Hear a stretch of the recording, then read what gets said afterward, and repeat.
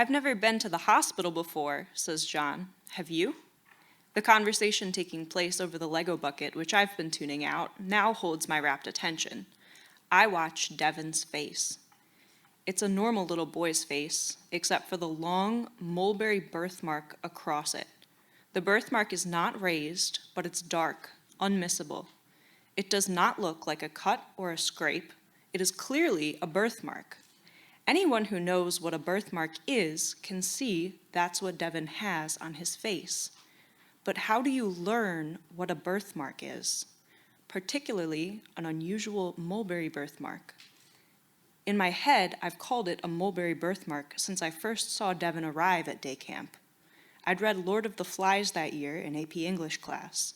Mulberry-colored was the descriptor assigned to the birthmark of the first boy to die. I liked the book, but I hated the class.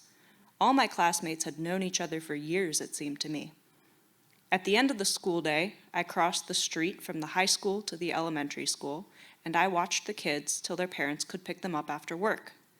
When school lets out for the summer, I work 6-hour shifts each weekday for the same program, now rebranded to a day camp. It was the ecosystem that had sustained me while my parents worked, only now it sustains me monetarily, and to some extent, during these summer months, socially. John has just as much irregularity to contend with as Devon does. Every other week, John is traded off from mother to father. Mom feels he should be on mood-regulating medication. Dad disagrees. Every time we try to make John get off the computer, he has a full meltdown, in the truest sense of the word. His body melts to the floor, his face melts into tears. Onlookers may pause for a moment to shake their heads, but then move on with their day and pay him little mind. No one asks him what's wrong with him. John has an obnoxious voice and a sly smile. He's a hypocritical tattletale. There are dark purple rings around his eyes. When he's not on the computer, there's barely a moment that isn't filled with his chatter. I like him. At this moment, John is curious about Devon. All the children are. Some will ask, "What's wrong with your face?"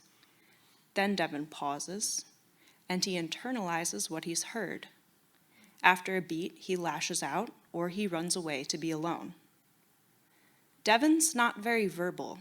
He says little except to express basic needs. I teach him hand games, and he delights in them, insisting that we go again and again, clapping each other's hands in pattern and rhythm. He hogs my hands, giving no other impatient child a turn. If I sit cross-legged on the ground, he immediately wants to curl into my lap. Devon doesn't like to play with other children, just whatever toys they're using. I wonder how many times in his life he'll be asked what's wrong with his face. I can see Devon is now internalizing what John's just asked him. John is surprisingly subtle in his approach. Once he's asked the question, he darts up a look at Devon's marked face through his ringed eyes, but otherwise casually continues rummaging for the right Lego. Maybe he's noticed others asking directly and has ascertained that this is not the way to acquire the information he's after. To my astonishment and very great relief, once Devon has finished internalizing, he simply replies, "No," albeit with slitted eyes, and continues to snap Legos together.